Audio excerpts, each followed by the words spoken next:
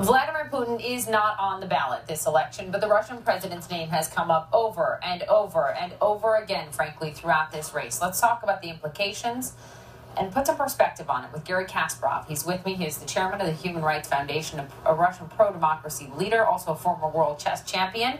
He is one of President Putin's most vocal critics. He's also the author of this new book, Winter is Coming, Why Vladimir Putin and the Enemies of the Free World Must Be Stopped. The paperback comes out November 8th. It's a pleasure to have you on. Thanks for inviting me. Thank you for coming on.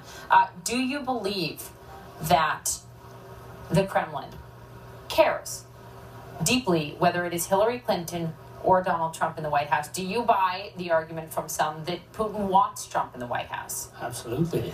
I could hear Russian propaganda machine supporting Trump 24/7. He gets probably more free time on Russian television than in the United States.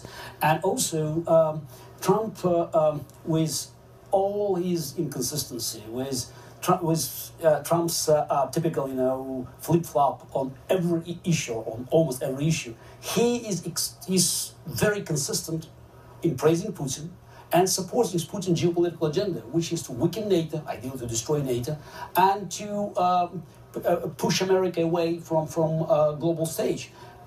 So here's the way Donald Trump puts it, and he has said this repeatedly. He has said, wouldn't it be a good thing if the United States and Russia got along? Why wouldn't that be good for us? That's how he believes that's how he looks at it right now. That's what he says publicly. Look, that's what he says publicly, but, before America, looks for Russia, China, or other non-democratic countries and try to improve relations, which is a good idea, it should start with improving relations with traditional allies. You cannot try to negotiate Putin, some kind of geopolitical bargain at the expense of Europeans or other American traditional allies. And that's what Trump suggests. But you were critical of Hillary Clinton around the time of the Russia reset. Absolutely, because they ignored the fact that Putin's agenda was diametrically opposite. But in 2008, it was kind of an open question. So I thought they were wrong, and they were wrong. But today there are no more questions. Putin, annexed the territory of the neighboring country. Look what's happening in Syria, and look now what's happening in the Baltics and in Eastern Europe. These people that have genetic memory of living under Russian occupation, they're really concerned about a new wave of Russian aggression. You have an opinion piece that you wrote this week in the New York Times. It's in the Sunday edition. It's in today's edition of the New York Times, talking about a rigged election. And let me read part of it.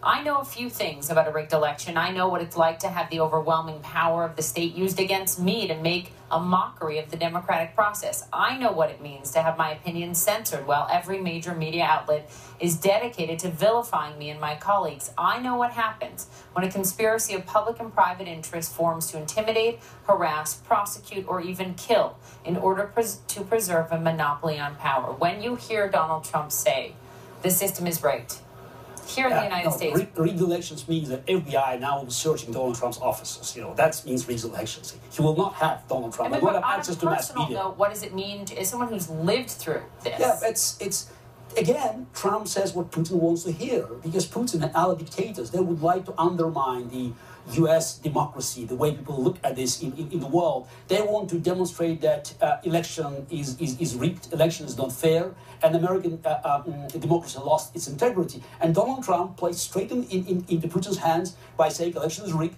because my greatest fear, and I hope FBI has enough manpower and time to look at the hacking attacks orchestrated by hostile foreign power, which I think could lead to a total mess in the election day. Because just imagine what happens if in battleground states, in Ohio, in Virginia, in Florida, people will not find their names in the voter registration database. And it's quite easy to create this mess for hostile foreign power that has an interest in destroying the integrity of the process. Putin came up repeatedly in the presidential debates, in the primary and also in the general election debates. It even led to this tense exchange between Clinton and Trump. Let's play that. Putin, from everything I see, has no respect for this person. Well, that's because he'd rather have a puppet as president of the United States. No puppet. And it's pretty clear. You're the puppet. It's pretty clear you won't admit that the Russians have engaged in cyber attacks against the United States of America, that you encouraged espionage against our people. Do you agree with Clinton? Do you believe that Putin sees Donald Trump as someone he can manipulate and control? I don't believe for a second that KGB couldn't find anything about Donald Trump if they had access to his emails, and I believe they could do it. But do you think, not a single email was Trump as someone he could control? It's not about controlling Trump. Though, of course, I would love to see Donald Trump tax returns, because at the time of the bankruptcy, he looked for some foreign capital, and we know that some of this capital, at least, was provided by Russians. But Trump is an ideal counterpart because the way Trump thinks, the way Trump speaks, and the way I believe he will act as the President of the United States will be extremely beneficial for Vladimir Putin. We have to leave it there. I'd point everyone to your op-ed in the New York Times today. Thank you. Nice to have you on the program. Thank you all for joining us tonight.